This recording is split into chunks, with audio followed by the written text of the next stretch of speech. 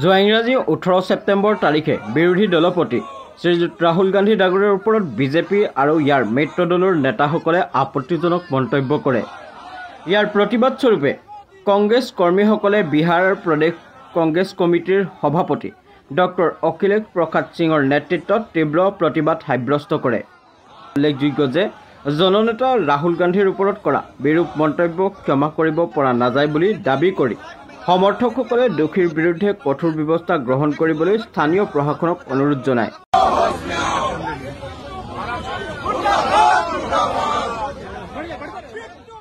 বিহাৰৰ পৰা জয়মংগল নিষাদৰ report, nation first news.